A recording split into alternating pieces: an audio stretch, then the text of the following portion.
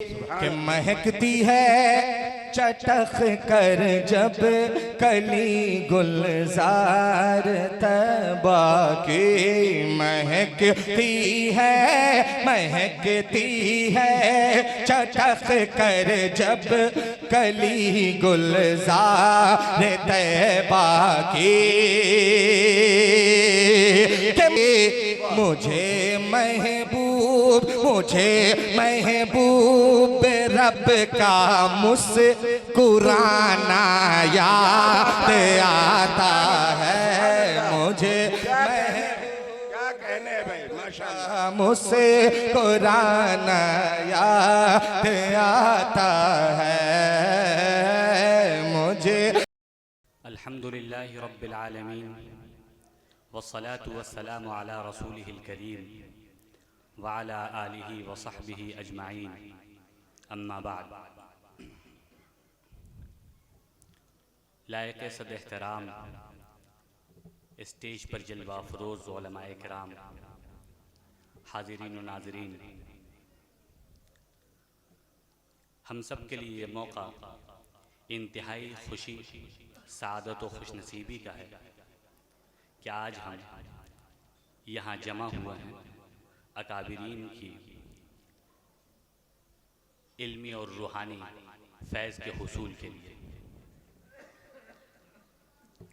मुझ तालिब इल्म का और कम इल्म का अपने अकाबिरीन के मौजूदगी में कोई तफसीली गुफ्तगू करना मैं खिलाफ अदब समझता हूँ।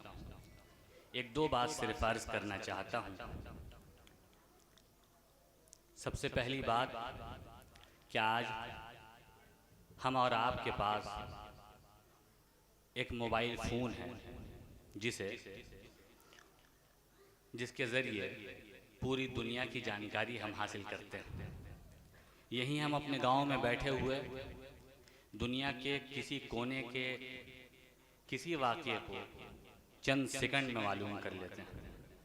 ये तरक्की तो हो गई है, लेकिन ये एहतसाब का मौका है और सोचने का मौका है कि इन तरक्कियों के बावजूद आज हम तनज़्ज़ुली पजीर ज़िंदगी क्यों गुजार रहे हैं।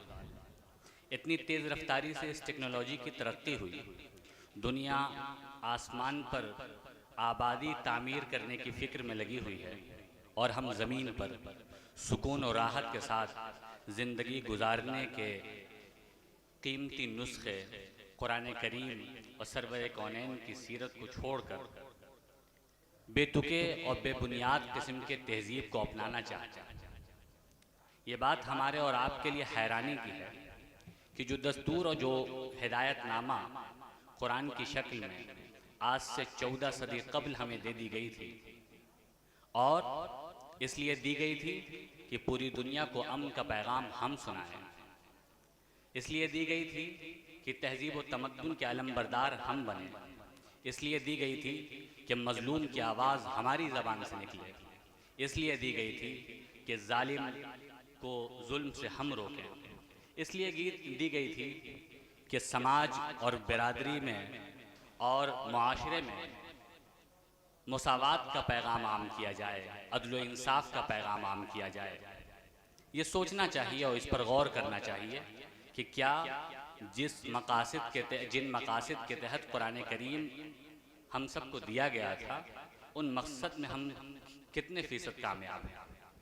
अल्लाह के रसूल सल्लल्लाहु अलैहि वसल्लम ने इस उम्मत को वसीयत करते हुए फरमाया था कि तरक्तु फ़ीकुम अमरैन लन तज़िल्लू मा तमस्सक्तुम बिहिमा किताबुल्लाहि व सुन्नतु रसूली, कि मैं तुम्हारे दरमियान दो चीज़ें छोड़ कर जा रहा हूँ।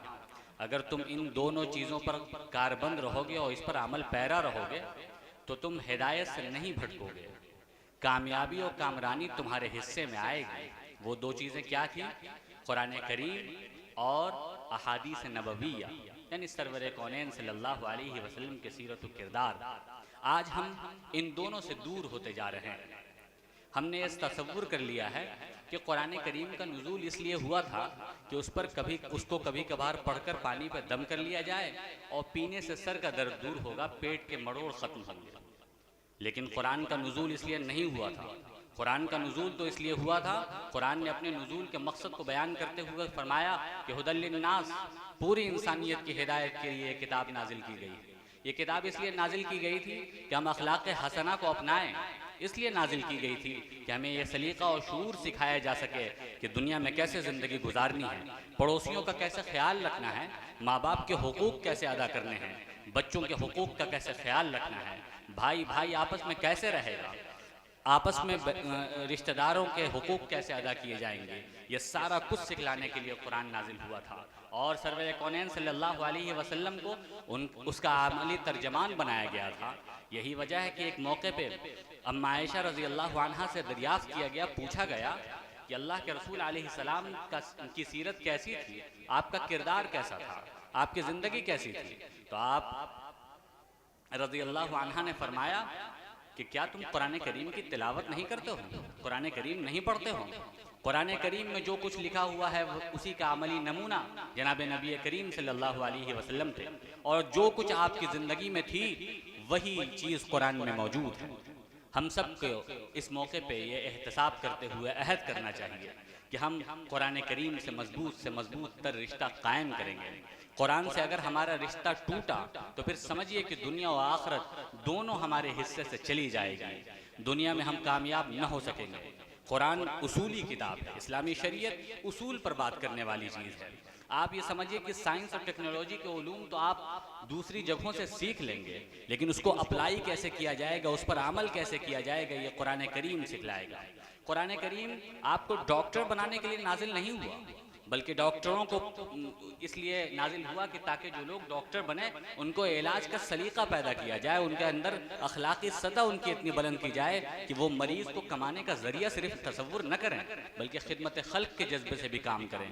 वो ये न समझें कि ये लाश आई हुई है इसी से कुछ पैसे कमा लिए जाएँ, वो ये न समझें कि ये मरीज़ जो गरीब और पुरसान हाल है, चंद गज ज़मीन उसके पास है, वही बेचकर उसके पैसे चूस लिए जाएँ और खून पी लिया जाए उसका, बल्कि कुरान करीम अखलाकी सतह बहाल करने के लिए नाजिल हुआ था। वो ये सिखलाने के लिए नाजिल हुआ था कि तुम डॉक्टर, इंजीनियर और दूसरे मैदानों में जहाँ तक तुम्हें तरक्की करनी है करो, लेकिन अल्लाह के पैगामात और हिदायत को अपने सामने रखो कि तुम्हारा अखलाकी सतह बहुत बुलंद रहे और तुम कार खैर में अपना ताउन पेश कर सको, समाज और माशरे और मुल्क की तरक्की में अपना किरदार अदा कर सको।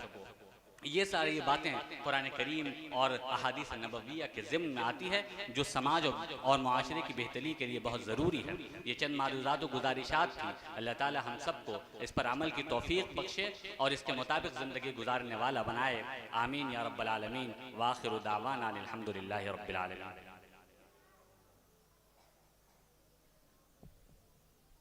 हर साल ये प्रोग्राम होता है।